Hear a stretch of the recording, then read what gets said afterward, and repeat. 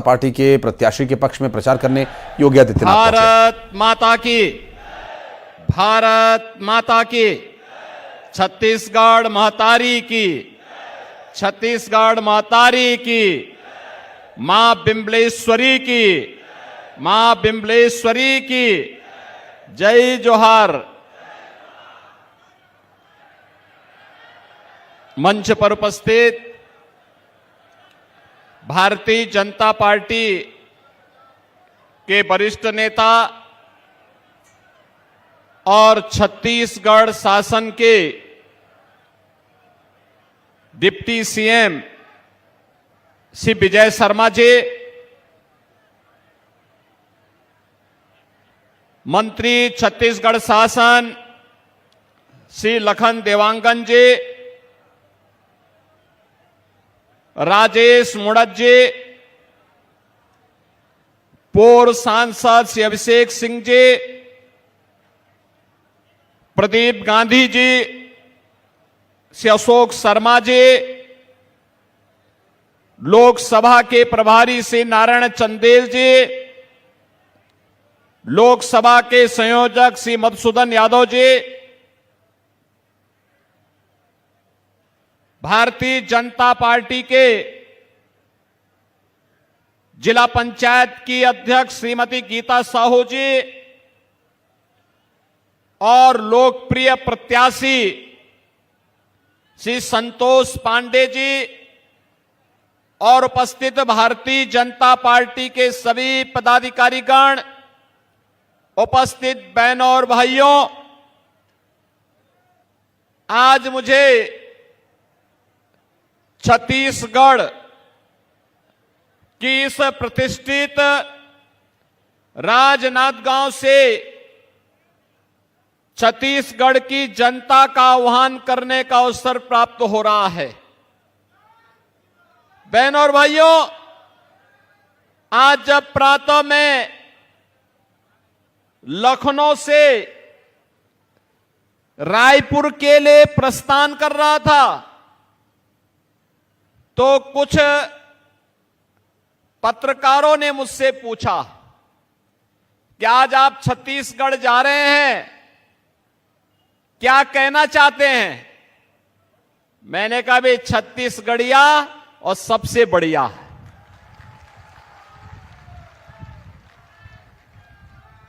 लोगों ने कहा कैसे?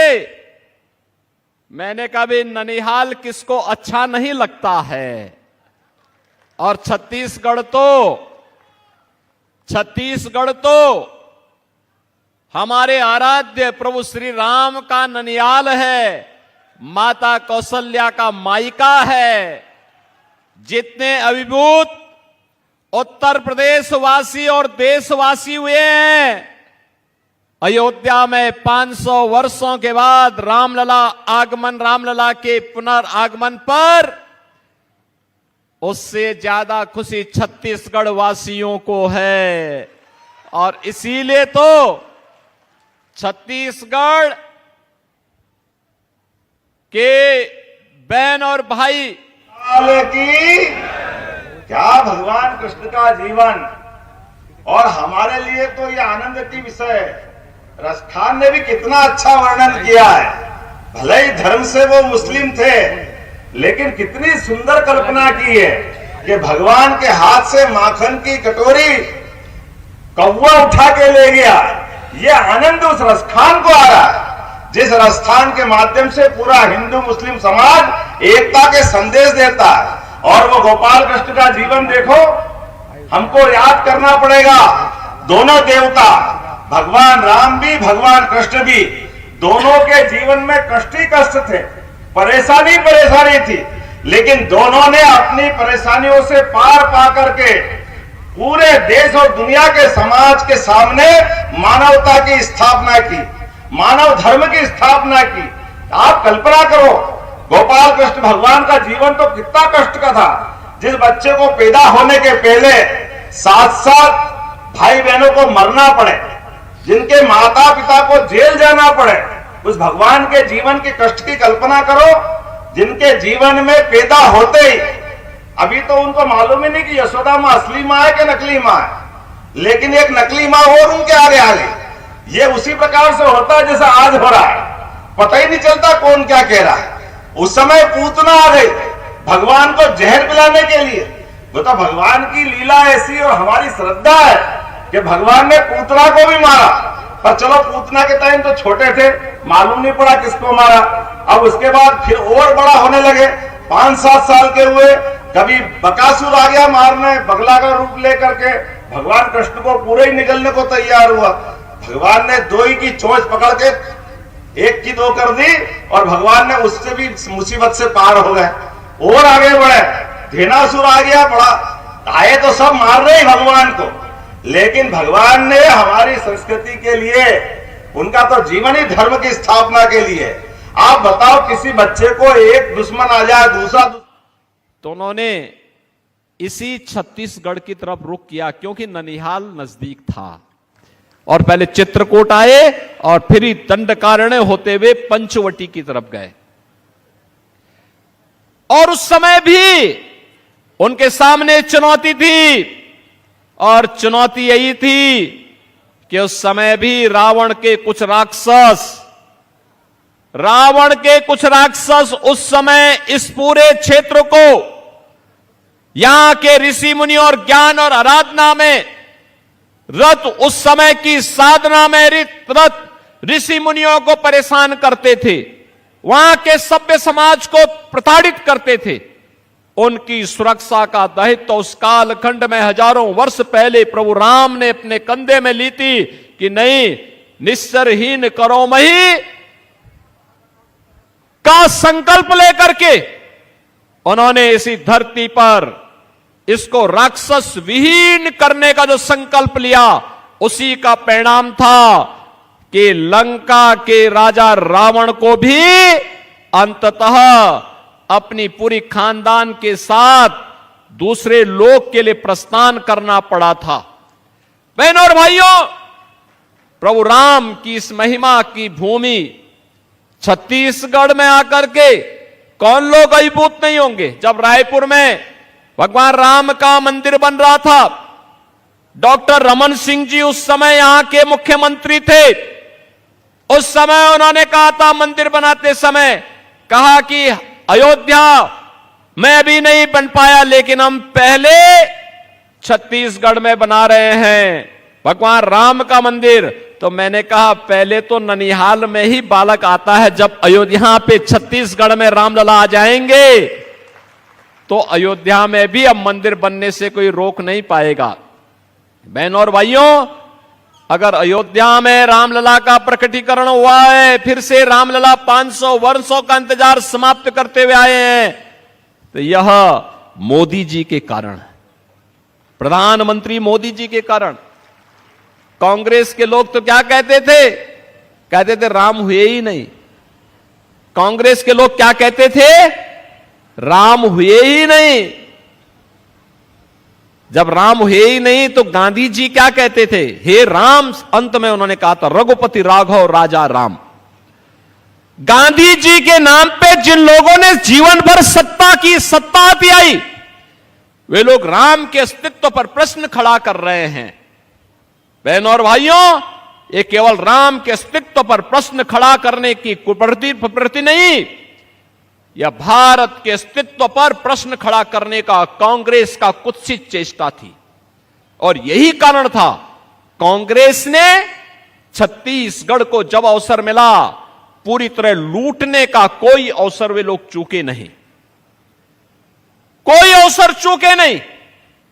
भारतीय जनता पार्टी की सरकारों ने, चाहे वह डॉक्टर रमन सिंह की छत्तीसगढ़ की सरकार रही हो, चाहे वह वर्तमान में श्री विष्णुदेव साय के नेतृत्व की सरकार हो, इन लोगों ने यहां के गरीबों के लिए, पिछड़ों के लिए, वनवासियों आदिवासियों के लिए, उनके उत्थान के लिए प्रधानमंत्री मोदी जी के नेतृत्व में और श्रद्धेय अटल जी के नेतृत्व में जो योजनाएं बनाई थी, कांग्रेस ने अपने 5 वर्ष के कुशासन में ही उन्हें पूरी तरह समाप्त करने का प्रयास किया,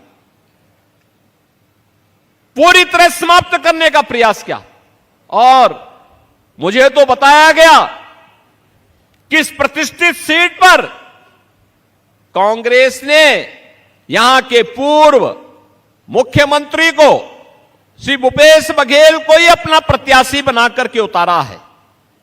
यानी जिनके ऊपर पहले से ही शराब घोटाले का, कोयला घोटाले का, पब्लिक सर्विस कमीशन के घोटाले का, डीएमएफ घोटाले का, गोठान घोटाले का और महादेव ऐप के घोटाले का आरोप हो और एफआईआर भी लॉन्च हो चुकी हो और व्यक्ति पूरी ठसक के साथ चुनाव लड़ने का दुस्साहस कर रहा है, इसका मतलब वह यह मान के चलता है कि हम कितना भी बड़ा अपराध करेंगे तो हम लोग समाज की आंखों में धूल झोंक करके सत्या त्याग लेंगे। अब नहीं होने वाला है। ये नया भारत है, नया भारत। नए भारत में घोटालेबाज नहीं चलेंगे, नहीं चलेंगे। बहन और भाई, इसी के बीच गुजारा तो विंध की धरती पे गुजारा, हमें इस बात का गर्व और गौरव है। यही मंदाकिनी का किनारा, वो हनुमान धारा, वो आनंद के तीर्थ, इन तीर्थों को विकसित करने के लिए हमारी सरकार ने विकास प्राधिकरण की घोषणा करी है हमारे सभी देवस्थानों के लिए। और हमने कहा है भगवान राम, भगवान कृष्ण जिन जिन जगह पर उनके चरण धरें वो प्रत्येक स्थान तीर्थ बनाएंगे। तीर्थ हमारे लिए, हमारी सरकार में ये हमारा संकल्प है। दुनिया की कोई ताकत हमको रोक नहीं सकती। अरे जिनके आधार पर देश पहचाना जाता है, और तो और अब देखो कितनी आनंद की बात, मुस्लिमों के लिए माननीय मोदी जी के लिए क्या क्या नहीं कहा गया था। अरे मोदी जी की सरकार आए तो देश में आग लग जाएगी, सारे मुस्लिम को पाकिस्तान भेज देंगे, पता नहीं क्या क्या बोलते थे। क्या बिगड़ गया 10 साल में? कभी कहीं दंगा हुआ क्या? कभी किसी को परेशानी हुई क्या? और तो और अब तो पाकिस्तान के बड़े बड़े नेता, पूर्व प्रधानमंत्री, खिलाड़ी इमरान खान, नवाज शरीफ, सारे लोग कह रहे काश मोदी जी हमारे देश के नेता होते। ऐसे आनंद के साथ मोदी जी के कसीदे कर रहे हैं। और ऐसा वो नहीं, पूरे इराक, ईरान, सऊदी अरब, यूक्रेन, रूस, अमेरिका, इंग्लैंड, दुनिया के सारे देश, और उस शख्स से लड़ते लड़ते अपने आप को बलिदान कर दिया था। बहन और भाइयों, यहां की जनता जनार्दन ने स्वर्गीय भुवनेश्वर साहू को श्रद्धांजलि अर्पित करते हुए उनके पिता ईश्वर साहू को विधायक बना करके उनकी स्मृतियों को जीवंत बनाने का काम किया है। बहन और भाइयों, ये कांग्रेस घोटाले का नाम है, ये कांग्रेस आतंकवाद का नाम है, ये कांग्रेस नक्सलवाद का नाम है। जिस उम्र में युवाओं के हाथ में टैबलेट होना चाहिए, अच्छी पुस्तक होनी चाहिए, दुनिया को आगे बढ़ाने का जज्बा होना चाहिए, ये कांग्रेस ने उस उम्र के इन बच्चों के हाथों में तमंचे पकड़ा दिए और तमंचे पकड़ा करके भारत के खिलाफ ही उन्हें लड़ने के लिए नक्सलवाद के नाम पर, आतंकवाद के नाम पर, उग्रवाद के नाम पर उकसाने का कार्य किया। बहनों और भाइयों, अब ये देश मोदी जी के नेतृत्व में कार्य कर रहा है और आपने 10 वर्ष में बदलते हुए और न्यूज़ 18